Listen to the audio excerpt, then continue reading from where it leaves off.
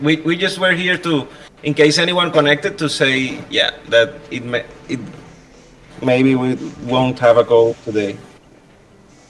So who's all, your camera was connected for a moment, but now it's loading. Where are you, Juan? Are you in Paris? Yes, yes. I am going to turn it off and turn it on again so you can see that I am here with all the crew. Oh, amazing.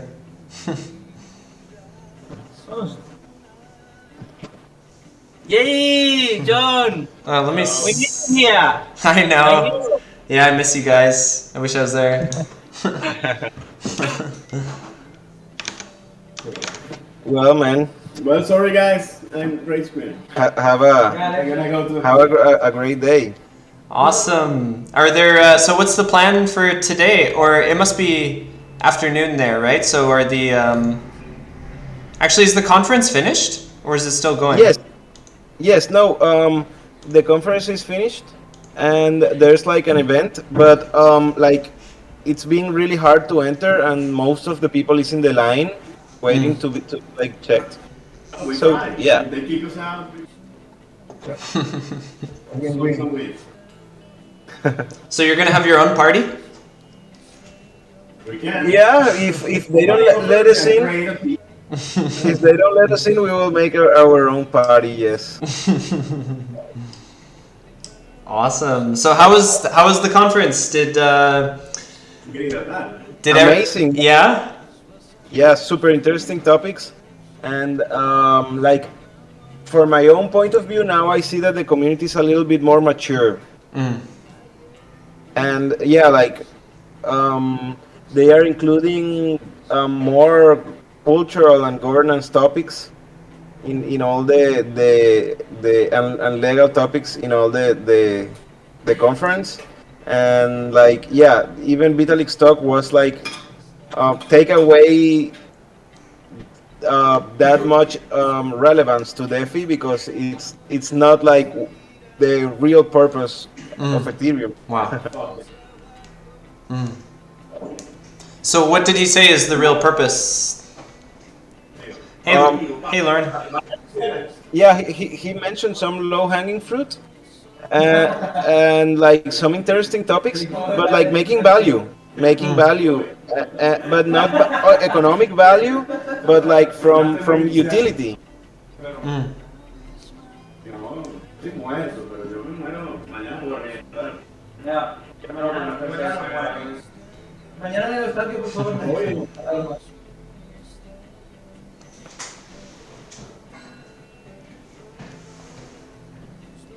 So did the TEC recruit a lot of did you guys get the message out?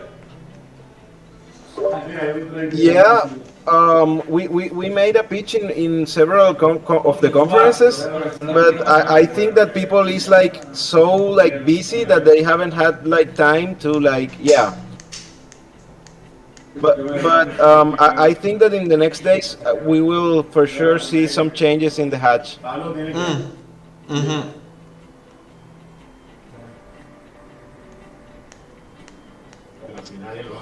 ¿El qué? Vamos. But yes, I think we're going out, guys.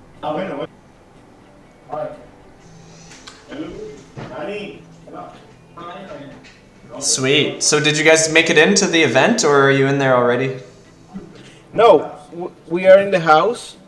The other people is trying to get into the event, but yeah, the thing is that there's big lines and everyone is trying to go to the same place, and yeah, it gets like unorganized. Well, I'm sure you're in for a fun night. Thank you, man. Equally. Thank you.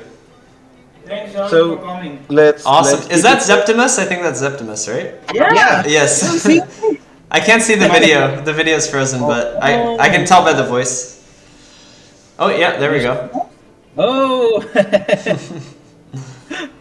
Yeah. Awesome. Yeah. Well, see you guys. Yep. Enjoy, guys. See you later. Thank you. See you later. Hey, Lauren. You're really quiet. Is it just me? Oh, is my mic turned down, or let's see. Maybe I can just turn you up. I turned you up. Hmm. Oh, I actually hear you way better now. You just said, Do you think it was on your end? Because I've been in calls all day. That's embarrassing if my mic is like way down. But that's... No, I had your user volume actually set quite low. Maybe you were like really loud one time. Probably. But now I set you to 100%. Sounds better. I get really excited sometimes. Like, geez, stop yelling. Yeah. How are you doing? Pretty good. I went over to meet Jessica and Jeff last night. They're here in Victoria. Mm-hmm. Yeah, that was nice. What did you guys do? Just made dinner, hung out. They have a hot tub, so we hopped in the hot tub. Wow, nice. They're saying like an Airbnb. Yeah, really, really nice Airbnb. It's about 45 minutes out of the city. It's in Metchosin, so it's a nice sort of wooded area. They have a beautiful view of the water, and it's nice hanging out there. So I just slept. They had a pull-out couch, so I slept over. But I had some stuff going on at 6:30 this morning, so I had to get up early. But it was a nice like morning sunrise drive. It was quite nice. Oh, nice. That sounds great. Wow, so cool. I think they're there for just like a few weeks vacation, or what's their thing? They're here for 2 weeks, really they come out, they have a long history out here on the West Coast. Jeff's uncle lives on one of the islands, the Gulf Islands, and actually runs a mushroom farm and grows reishi and that kind of stuff. Wow, super cool. Yeah. Wow. Oh, nice. So they're quite familiar with the area, and they just wanted to get out for a bit. They're heading over to Europe for the Crypto Commons gathering. Mm-hmm. Yeah. Are you gonna go to that? That sounds pretty tempting, but honestly, I don't think so. I think I want to stay here. I want to focus on hemp.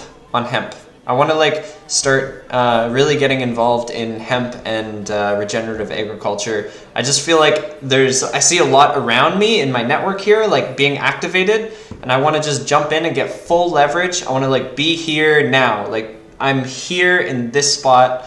I want to make the absolute most of it. Like people are going to these conferences, and I'm sure they're meeting all the greatest people and having all these life-changing events and like having all these great conversations. But I'm like, I want to just achieve that level of sort of impact right here. And, I don't have to go to a conference. I just need to be here and be focused and do what I absolutely need to be doing. Mm-hmm. Yeah, totally. That sounds good. That sounds good.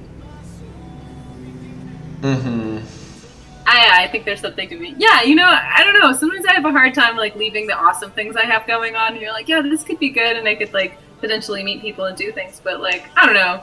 Yeah, there's also a lot of things that you can do, kind of like where you're at if you're in a good location. Mm-hmm. And yeah, I don't know. I'm interested in like the holistic picture of like good living, and so then a lot of the things that I have going here in Costa Rica are just like the holistic lifestyle things. It's like I could meet maybe more crypto people, but there's enough crypto on my computer. Yeah. Maybe I need to like, holistic help has people to dispose of their waste. Yeah. Oh, exactly. That's huge. Even so, like I want to do mass like regenerative agriculture with bamboo and hemp, but I'm starting with one. I've got one little bamboo plant here, and I'm like, if I can't take care of this little guy, then how could I possibly take care of 1,000 of them? And even with like recycling, like I really am passionate about like delicately sorting recycling. It's one of my big pastimes in life. I really enjoy it because it's such a meditation, and it's really nice to have that space to like go through everything that you've consumed and like just connect with it before it gets shipped off into the world and becomes someone else's problem. So I really like putting maximum intention and effort into like my personal waste disposal.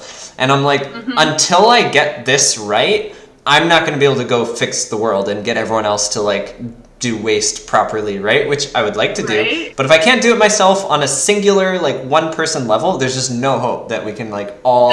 Yeah. Dude, I'm like so on the same page with you. And actually, like today, so what I do, since Costa Rica has like really poor waste management systems, like there's nothing happening here.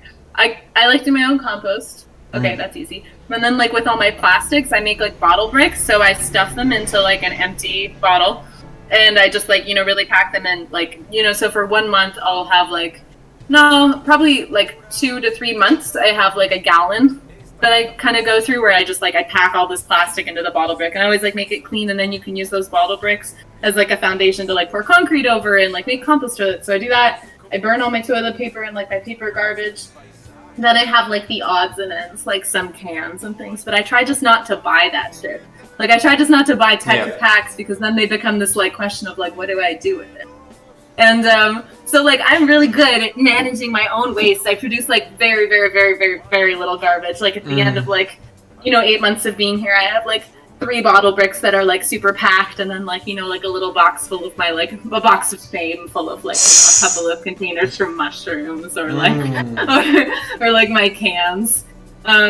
Yeah, and then it's like right now there's this like recycling collection thing happening where you know, tomorrow in town they're like collecting everybody's recycling and taking it away. And then I've asked like 4 or 5 times, like, where does it go? Like, what are they doing with these bottles that they're collecting? Because a lot of recycling just gets put on like boats because they can't process it all. And then so like from even Canada and the United States, they just put it on like huge ships, and then they like send it to Asia, and then it just gets dumped. Like it gets dumped in there, and then they're like, oh, they're processing, but it just ends up being like a huge like pile of garbage. Hey, Eduardo. And then so I've been like asking all these people like, what are they doing? Like, where is this waste going? And people are just like not giving me straight answers and being like, they're doing the best they can with it. And I'm like, what does that mean? Like, can't you be responsible for your garbage and not just like take this blind solution of like, oh, send it away? Yeah, we could do better. I don't think it's doing it our best to put it all on giant barges and ship it to somewhere where we don't have to think about it. There's gotta be a better solution. Definitely. So it's just like I get like a little bit like I've been getting a little ragey about it today, because like my friends here who are like supposedly conscious hippies who care about the earth, they're like, oh, you know, they're doing the best they can with it. And I'm like, that's not even an answer. That's not an answer to the question of where does it go. So is this a community call? This is not really a community call. I mean, it's the community of Sean and I. But like people showed up and left and whatever. So I don't think we're having a community call.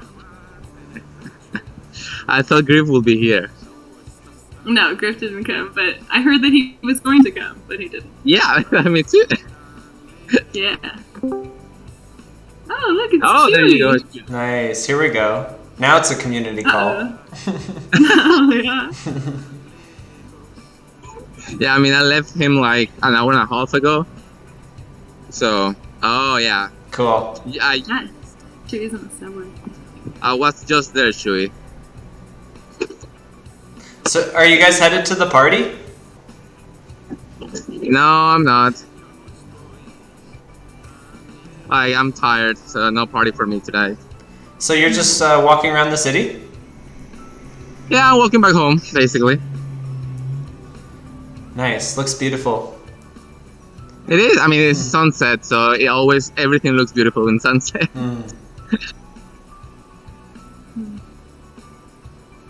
What were you guys talking about? Waste management. Or what I like to call it, resource management. Yeah, that's even better. Yeah, we don't need waste. There's no waste, really. Totally. Someone? Yeah, I lived in this intentional community. We had a resource center, so it was like we had like a zero waste kind of thing, and no anything that came to the farm left the farm. Like we didn't send off bags or anything. We processed it all, and we built things out of it, and then we like made art and just like had all kinds of interesting experimental things happening with all of our resources. Yep.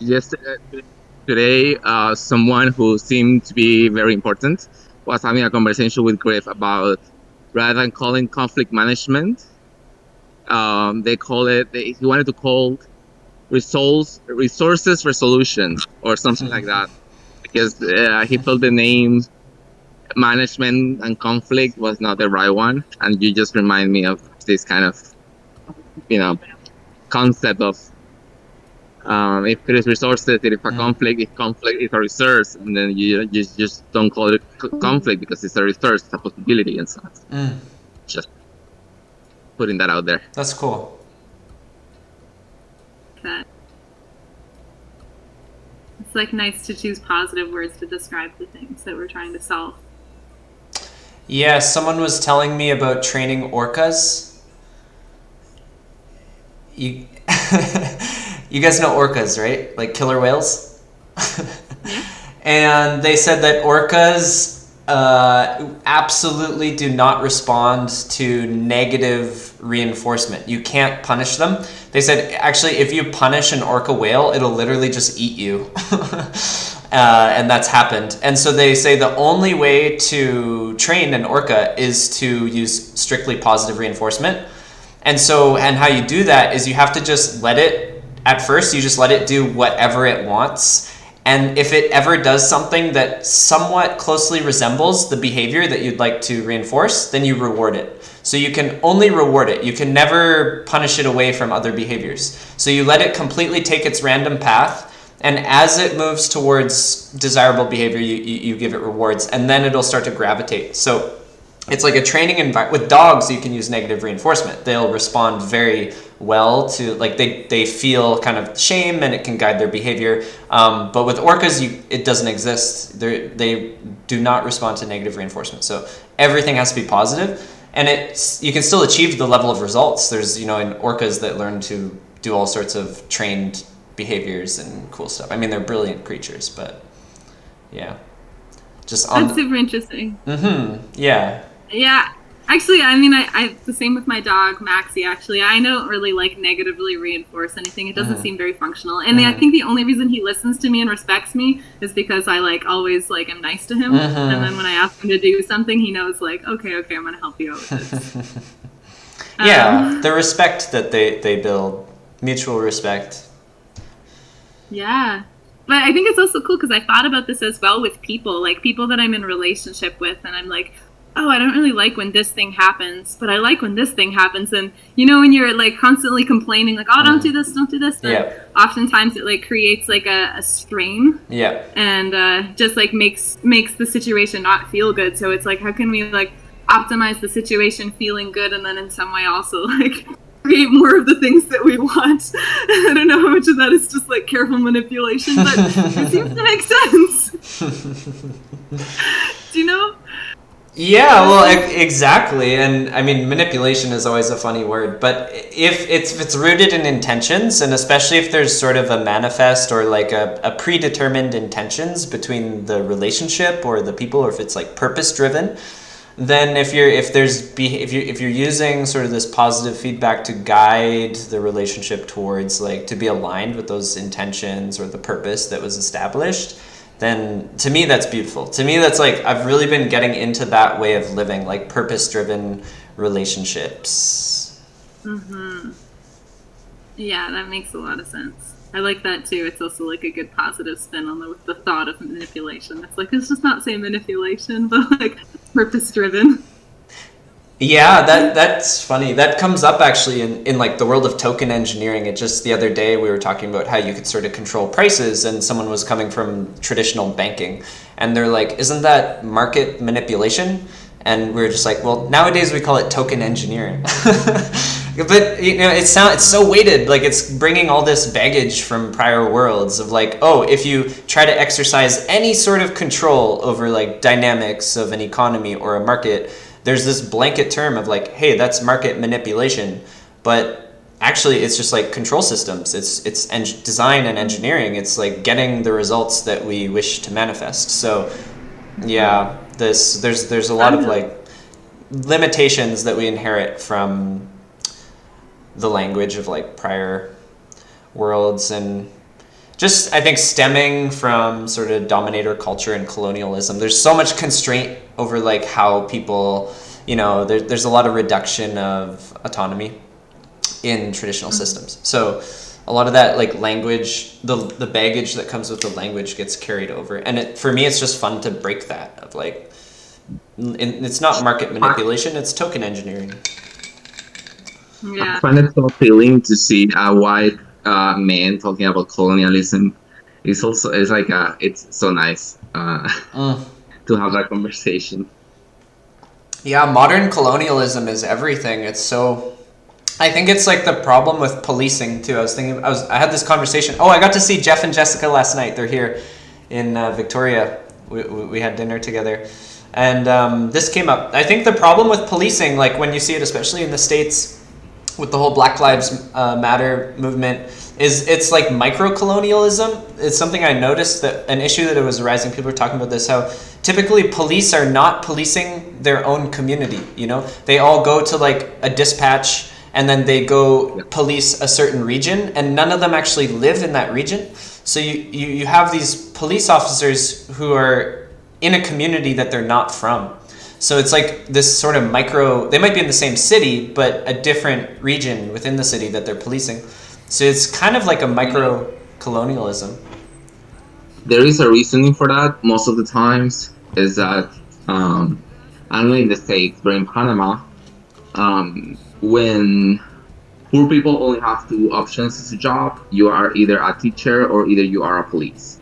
So the reasoning here is if poor people who were in gangs as a young become part of the police, they then just reinforce the bad behavior in their own neighborhood. So they are sent, at least in Panama, they are sent away from their own neighborhood to prevent them to sort of exercise controlled and corruption over their own neighborhoods. So yeah, it's I think the context of this kind of thing that you mentioned, micro racism and all this stuff, I think it's harsh because it's a human behavior that it's tricky to kind of deconstruct in a way that it's authority, and authority will always be conflictive. I think it doesn't matter if it's poor, middle class, white, black. It's just conflictive with human nature.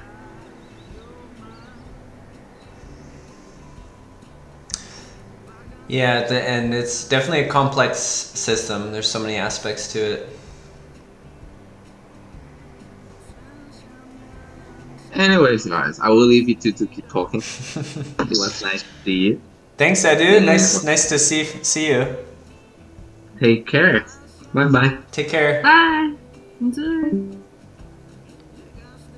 This is a fun community. I was gonna say, best community call ever. Right? It's like actually a community call. It's like anyone who comes in, hangs out, we talk about things that are interesting. Yeah. Yeah. Sort of related to TEC stuff. I mean, definitely related to bigger picture things. Yeah. I think bigger picture thinking is really important for this community. It's so easy for people to get stuck in sort of tunnel vision and forget that everything that we're producing has so much value, like almost infinite value, because it can be reused and repurposed in so many different places to solve. This is just the first instance. This is like training grounds. This is training level 0. Yeah. Yeah, totally. Sometimes it feels like there's so much to do. Oh yeah. It feels like the picture is too big. And I don't know, getting caught into the details, and it becomes like challenging to like, I mean, sometimes I feel like really motivated, and then there's so many different things I want to get involved with. And I'm like, here. And then like the picture of everything becomes too big. But then I like completely zoom out and I realize like big picture. And I'm like, everything is it needs to be. I'm part of the whole. The collective is like building it together. And then there's more peace in that. Yeah, that's a very zen state of mind, like being in harmony with all the moving pieces. Because that can be overwhelming, seeing all these places that you might need to be or be aware of.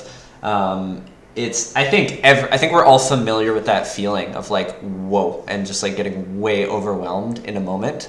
But it's such a sort of zen practice to just like to just accept and be like, yep, there's a lot of moving parts. And I've signed, you know, all of us can say like, wow, we've signed up for a lot. You know, you and me get interested in all these new emerging opportunities, and I definitely oversubscribe myself often, which I've been reversing. I've been trying in theory, I've been reversing that, like trying to make space instead of give up space. And I know that I have to be meditating every day, pretty much. I feel like if I can achieve that, then I've created the space in my life. Just because that's sort of the proof of like, yep, I've created space. Like I have time to just sit and do nothing else. And I think if I can get into that sort of flow, which I have definitely been dipping my toes in, then I'll be in like this nice sort of equilibrium, sort of balance state. Totally. I know. Honestly, I'm like really, really, in some ways, like very reliant. Like my emotional well-being, my general overall well-being is really reliant on my ability to take space and time for like spiritual practice and like movement and meditation, like yoga and like sitting and like some balance of both. Or even if I do yoga, but I mostly lay down. Yeah. So like, I definitely bake every day. I definitely engage in spiritual practice, but a lot of like fiery, like active, like solar. Like I run, so I go run through the city, and for me that's a spiritual practice. Like the breathing of it, and just sort of the trance state of mind, and the physical exertion and exhaustion. I love being in exhaustion spaces. So for me that's a very spiritual practice. And I get those in like every day, but it's the balance, the opposite end of the spectrum, the sitting and the being still, that I actually find harder. It's more difficult because I'm very driven. Honestly, I have like an addictive personality, and I use that to drive me to get to places and to show up and to be passionate. Like I get addicted to work, I get addicted to running, right? And so I kind of, I use that as a crutch where I almost don't need to be engaging in these things like by will and by choice every day, because it's just, I'm hooked, right? So I just I get myself into the grooves of what I want to be doing. So I get myself hooked on the work that I want to be working on, or the product that I want to be producing, but it's hard. There's some things that don't have that like physiological hook. For example, when I eat an apple, I feel amazing afterwards. Like if I wake up in the morning and like drink some lemon water and eat an apple, I just feel amazing. But it's completely non-addictive. When I wake up in the morning, I have no pull. There's no like physiological pull to go drink lemon water. But there is a physiological pull to go drink coffee.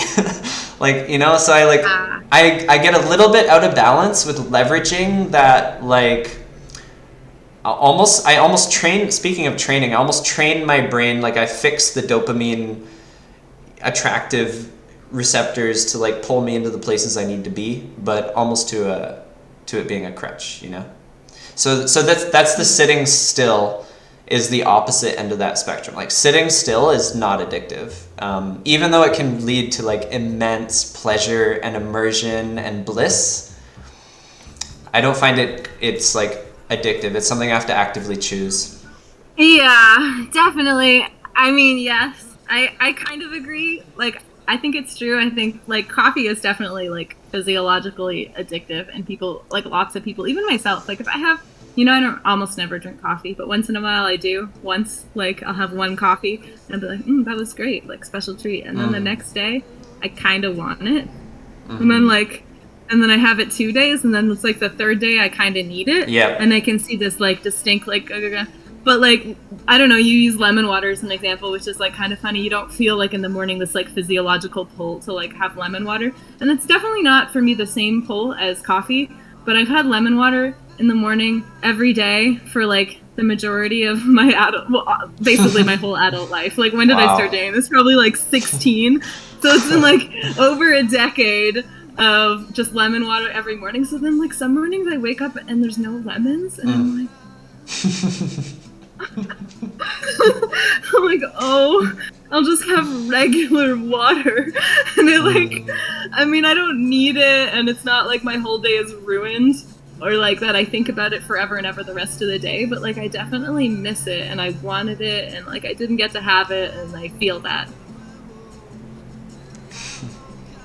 Yeah, and same with yoga. I practice yoga like every day, and it's so for me like this morning I was like laying in bed and feeling grumpy about something, and then I went on my phone and I started looking at like different yoga practices on Gaia TV, and I found one and I started listening to it, and I'm like, oh my god, that sounds so good. The guy was like, the practice of self-love is about like getting grounded in your center. And I'm like, Yes, give it to me. give it to me. And I just like jumped out of bed and like threw everything down and like went and like put my mat out. It was like 6 o'clock in the morning. I'm like, yeah, self-love. That is awesome. Being addicted to self-love. Yeah, totally. I mean, it just felt so much like what I need, and I'm like, I know I'm gonna feel so good after I do it. And I'm like really addicted to that feeling good, and I don't know. I think like maybe most people, probably people more often, like people other than me, have had more tendency to kind of like indulge in things that are like not good for them, but like that like kind of makes them feel good for a minute or something like that. But this has never been my tendency. Like I've never smoked, and like I don't know, people who smoke, I'm always like, why did you even start that? I always thought it was like, I mean, of course you're gonna eventually come on. And then like even when I was in university and I used to drink sometimes, I'd like wake up in the morning and feel crappy. Now it's like sometimes I smell alcohol and I'm like, nah, like I know it's not gonna make me feel good, and I just love feeling good. So it's like just want to like sleep and like do my yoga practice and breathe. Hey Griff. Hey Griff. Oh man, I can't believe I get to enjoy the community call with my two favorite people. 40 minutes. Sorry, I was interrupting though. Keep talking. No, this is awesome. Everyone keeps. This is the call. People keep dropping in for like 5 minutes, say hello, show off some sweet footage of Paris, and then drop out. Nice. Nice. Yeah. That's but a you really were good call. doing your yoga practice and.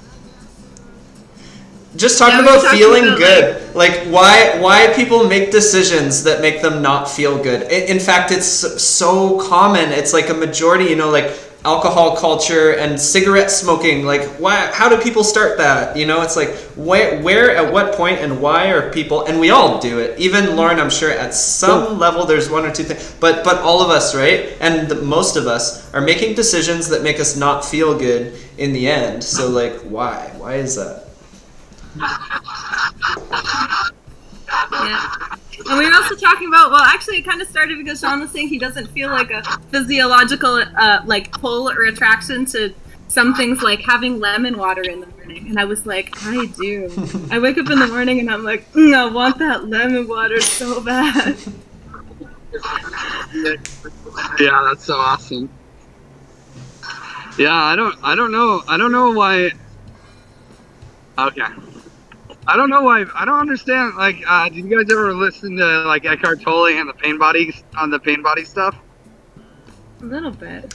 I was reading Eckhart Tolle last night, the Stillness book, but I haven't heard the pain body stuff. I don't know that one. He has this like framing. I wouldn't call it really a theory, although he might call it a theory. But a nice framing for like sometimes it's almost like you have something in you that wants pain, that wants to punish it, you know, and that sometimes your pain body can feed off of other people. I like the framing more of like as a way to disconnect from this. It's more for an application of saying like, well, that's not me. That's my pain body that's separate from me. That is taking me to action. And so it's more of a framing that I feel like is technical, whether or not it's true. But just to be able to separate yourself and be like, that's not me. I also like that framing for bacteria. Like, oh, I'm getting this craving for something I don't want. It's the bacteria taking over my mind. I don't need it. You know, and these kinds of framings and tooling. Because why we do it, I don't know if it's even important to understand. You know, I'm not as much of a researcher as an engineer. I want to solve the problem.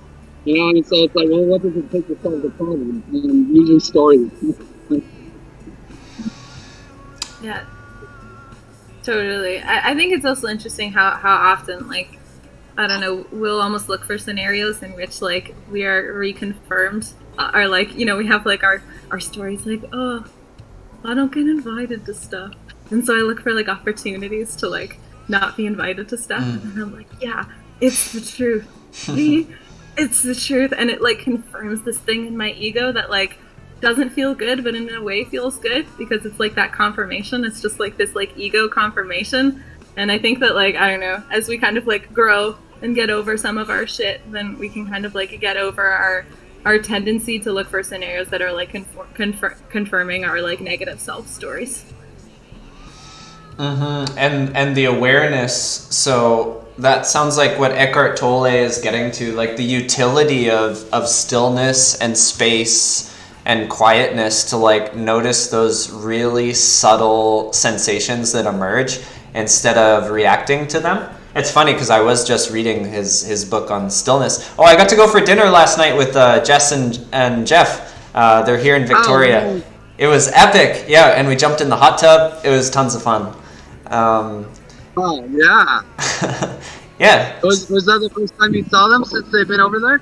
Well, yep, exactly. Yep. Last night I went over to their place. Yeah, it was my first time seeing Jessica in person. It's kind of trippy, I would say. It's trippy. Like getting to know someone so deeply and for so long, and like, you know, I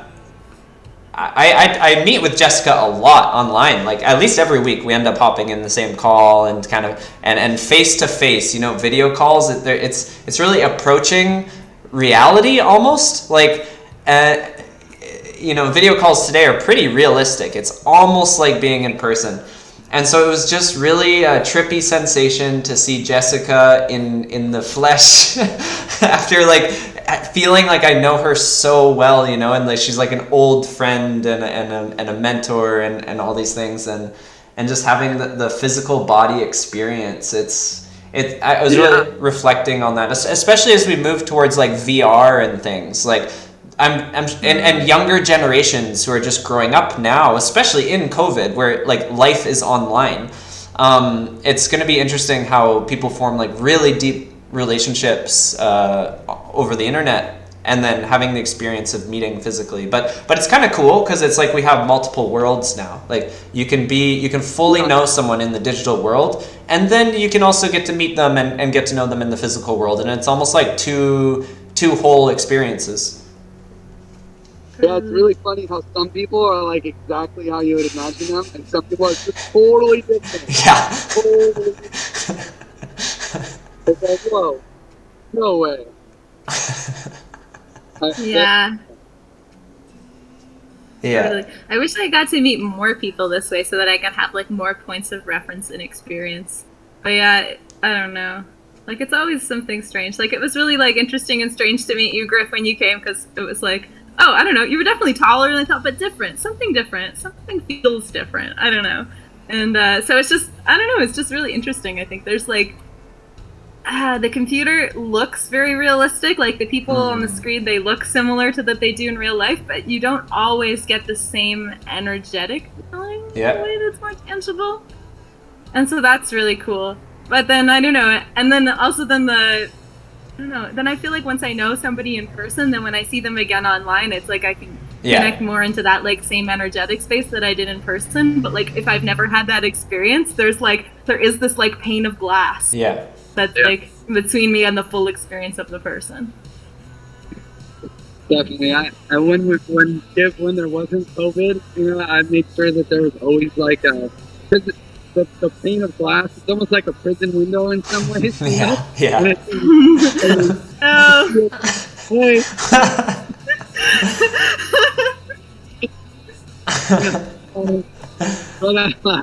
But like, I always made sure that we would do every 6 months, you know, we'd find a way to get the Give Us crew all to meet in person and really like build that human bond. Yeah. You know, and get a hug and be like, oh yeah. This person is like a human in reality, not just an AI bot. Yeah. On the screen. I feel like it's one of the big wins of the TEC is that I feel like we were somehow able to overcome like the fact that most of us had never met in the life, but we still found each other as humans, Yeah. you know? Even Bye Bye V, who never shows his camera, you know, he's like, and he's like, if anyone's a fucking like alien AI robot or something, you know, like he's just fucking ass all over the place, like stupid. I got question. But then you get to see a memes, you know, he comes in and he brings some so much fucking wisdom for someone who like, I don't know if he's even funny, but I just yeah, it's I feel like somehow we're able to overcome that. It's not easy. That's true. No, it's like getting to know. You can get to know different pieces of people, and you can get to know a lot of good pieces of them just like by calls or like just by voice and like communication, and then like working together and supporting each other is like another way. Yeah, yeah. Something I like to think about is that, you know, we're all relatively young here. Like, we all should have quite a few decades ahead of us in our lifetimes. So like all the future projects that are going to unfold and all the different relationships and physical spaces that are going to be shared, like especially with the dawn of like eco villages and all this, just I think there's going to be really interesting spaces to house this kind of network coming along in the future, and it's going to be awesome to like cooperate different like eco villages and things like that, physical spaces. I can't wait to get Burning Man 2020. Yes. I'll be there. Oh, yeah. I'm in. We're going to shut down the token engineering community for a couple weeks. I'm sorry. It's just gonna be, they'll all be at Burning Man. Token engineering will just have to do us. Yeah, we'll token engineer. We'll token engineer our camp. Mm-hmm. It'll We'll token engineer all the birds. We'll get them. We'll make so many perma token engineers. That's what the world really needs, man. That's what the world needs. Some people who believe in the gift economy, designing it. Yep, I think about that a lot. I think of it as like an engine that needs to be started. Like the gifting economy works when you get full circulation, when enough people are engaged. There's actually a good article someone shared with me. It was called 3 Types of People: givers, takers, and then there's like a neutral archetype. But there's people live in 3 different ways. Some people are, their mindset, their subconscious is about taking, is about going where they can get the most. Some people are sort of neutral. They want to see people supported and, you know, that live in that kind of way. But some people are givers. They're attracted to where they can give more and where they can provide more. And if there's this thing that happens where if you have a network of people where everyone is a giver, then it sort of engages, and the gifting economy just, it initializes and it gets the momentum that it needs, and you get this sort of gifting economy. And so I think it'll be really hard to, like, Burning Man just does that perfectly. It turns on the engine of gifting and gets everyone baked into that mindset. And if we could achieve that on a global scale, it would be like infinite abundance. But even on local scales, you know. Yeah. I was just asking, have you been to Burning Man? I haven't, but I know Griff has. Yeah, I know. Have you? I haven't either. I was just wondering. No, I was wondering if you had. What did you want to say, Griff? What? No, go ahead. Sorry. I'm sure enough of your friends have been to Burning Man that you understand that they've come home with stories, right, YGG, and just been like, oh my god. Definitely, and I've seen similar things at festivals here in Canada. Like there's one called Shambhala, which is, you know, not exactly like Burning Man, but actually there's a lot of smaller Burning Man events throughout Canada, like Burn the Forest and Burn the Ice and like all sorts of just small gatherings. And I haven't been to those, but lots of my friends go and host those and establish those kinds of things. But yeah, Shambhala, I saw that. I saw this sort of a beautiful kind of very close to anarchy sort of system where there's this like harmonious organization between people with very little imposed structure, if any imposed. There's like maybe 10 rules as you enter, and that just is these initial conditions, and people enter with those intentions, and there's this automatic emergence of flow, and everyone is just in flow, and it's this like harmonious anarchy where everyone just ends up wanting to take care of each other and support each other. So I've seen how those systems can emerge. The thing is, they've been proven now in these like non-persistent environments. So like Burning Man pops up like a flower and lasts a week or a couple weeks, or there's preparation time, but it's temporary. And Shambhala is temporary economic zones. Yes. And that's cool. I mean, that's like nature. I mean, flowers are temporary, lifetimes are temporary, so that's good. But I think a lot of the people in our networks are thinking about like, how do we pull that more into persistence, so we get like a persistent gifting economy that can continuously thrive, Yeah. I mean, like you said, it needs critical mass. Like, unfortunately, to compete with our complex society, it's like, people want everything. Like, Burning Man's amazing. There's battery stores, and they'll just give you a battery. Obviously, there's countless bars. There's countless bicycle shops. There's medical centers everywhere. Everyone's a volunteer. Like, anything you need, it exists because it's a 70,000 person event. 70,000 people is big enough. It's the third largest city in Nevada when it happens. And Nevada is pretty fucking huge, It's not like a tiny spot. So it's although it doesn't have a huge population, but like it's a small city, and so it has those same things that a small city would have. But if all you have is a gift economy with like 150 people, it's pretty tough. Like, imagine a town with 150 people. Do you even have a grocery store? Like, Yeah, but you can have pieces of it. Maybe not like at least like here where I'm living, like the community is such that like everybody supports each other, and so it's like kind of no matter how much money or resource that you actually have, you can always be kind of like taken care of in a basic way. There's lots of places you could just stay and sleep. Lots of people who just give you love and food, and so it's not like a full gifting economy where it's like, oh, you can have anything you could possibly humanly imagine as like a gift, but there's like this flow of abundance. And I feel like that's something so attractive about being here, is like, even though I'm like sometimes like frustrated at people, or I don't always like think everything is great and amazing, but there is this kind of like, oh, but if I actually need something, I can just like send a message to the group of 800 people and somebody would be like, I got you. And it's like this for everybody, and that's so nice. And so it's like really great to like get like even just a small community of like relatively like conscious people living together in a similar area and then supporting each other. And I don't even know all the people, but it's cool. It's possible. I think like we can do it iteratively and like in smaller scales, and then upscale them, and yeah. I think we're all moving in the same, like we're moving in the right direction and building out the systems from all different angles, and that's important. Yeah. Yep.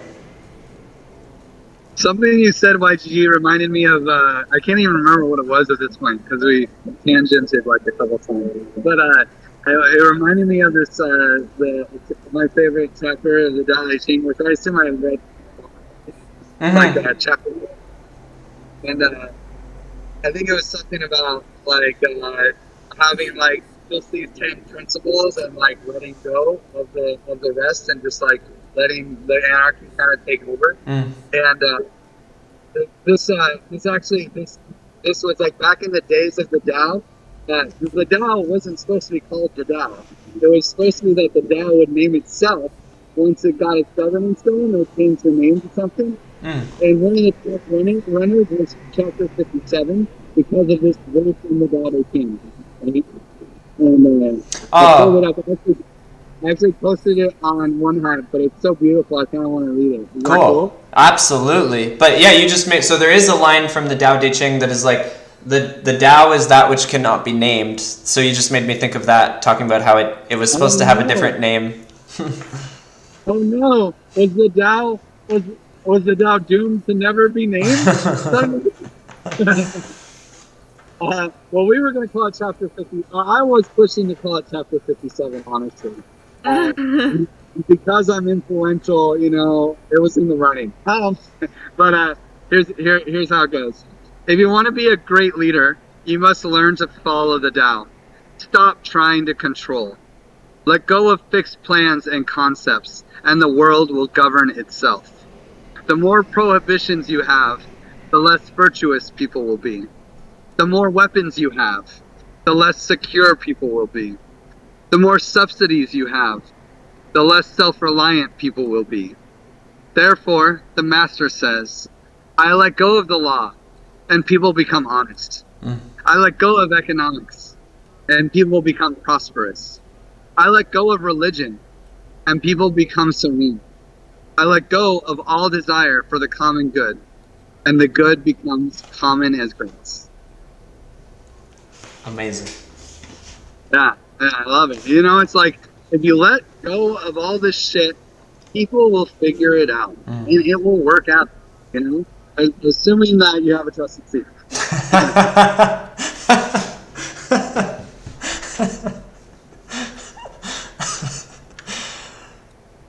How did you bring that up right now? Were you reading that? You said you posted on OneHive? I kind of want to Yeah, I posted it on OneHive. If I just search it on the forum?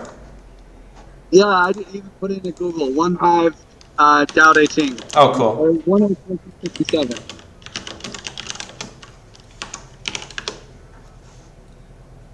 Yep. Oh, nice. Yeah, I love that thing. It's also like, there's a lot of translations of this chapter, and like, I love this, but then I cruised and looked at like 7 different translations, and this was my favorite. Yeah, that's a good one. Well, it's the top of the hour. That's the end of the community call. What a great guys. Wait, who's doing the spotlight? I guess Tao Te Ching did the spotlight. Yes, Tao Te Ching spotlight. For us. I feel really bad. I was supposed to be here at the beginning. Were you guys here at the beginning? Did a lot of people show up at the beginning? Zefty and Wonka and Mateo were here, and me, and then they were like, Griffith, we're having a community call, but he's not here. And then like Zefty left and Wonka stayed, then I left, and then I saw Wonka and Sean were in here, so I jumped back in. And then Wonka left, and Eduardo came, and then he left, and then you came. Chewy showed up for a while. Oh, Chewy was here for a minute in the subway. Yeah. Yeah. It was kind of chaos. I totally lost track of time. I'm not good at this. I'm not balancing Clearly external not. work. I'm not used to it. Gotta stop telling people you're gonna show up at a time and then not show up. Though. Yeah. I'm just gonna have to be non-committal, I think. Like, yeah, we can do it. So hope it works out. I think non-committal, maybe not, but like realistic. Like I think like experiences like this can help you kind of adjust what you are capable of doing, like what your picture of what you're capable of doing is, and then have it be more accurate. Yeah, I think that's it. I don't know if I'm capable of resisting the social candy that I'm getting right now. That's the real like social sweet tooth is like salivating. And it's like all of my old friends, and I go to these conferences every 3 months, and we see these, this like regular, they'd be like, I need my hit of drip time, and then now I'm like, oh, it's so long. So I'm excited for the next one too. I hope you guys can escape for the next one. I don't know when it will be. Probably not anytime soon. Honestly, I have a bad feeling about this event. I think a lot of people are going to get COVID, and they'll probably Ethereum will be too scared to like events like this again. COVID. Well, there's the I know. crypto commons coming up. Yeah, that will still happen. That's going to be a big deal. Are you going to go to that? No, I don't think so. I'm tempted. Hanging out with Jess and Jeff last night, it sounds incredible. But no, I just feel this call right now to stay put. That's been hard for me all my life. I'm like a super nomadic person, but right now it's so clear that I just need to be in one place. Yeah, man, you're building amazing shit. Yeah, it's too hard to travel honestly and continue that work. So I understand. But I'm living vicariously through everyone else. Like I love that. I love to see people have so much fun. It's keeping me going. Conversion.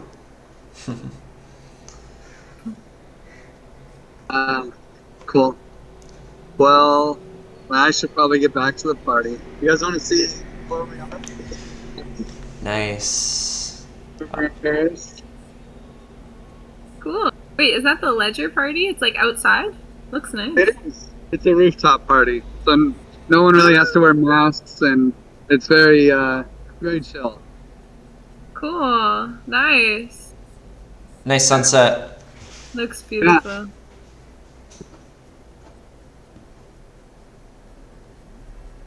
Yeah, it was a nice little sunset community call. I guess we know who the real community is. You two. Holding it down. Yeah. It all starts with the sun. I got into that conversation with Z today. Actually, he was talking about the proposal inverter and how it's like it facilitates the flow of energy throughout the whole ecosystem of DAOs. And he's like, it's just like the sun hitting the earth as like the initial energy input, and then all the downstream life that gets formed from that. It was just beautiful. Z just puts me into a trance when he's talking. I know, right? God. Yeah. It's so insane. I swear, I feel like he's like some mix of like Vitalik and Alan Watts. Yep. Exactly. Well, cool guys. I'm gonna run away. Yeah, thanks guys. Awesome community call.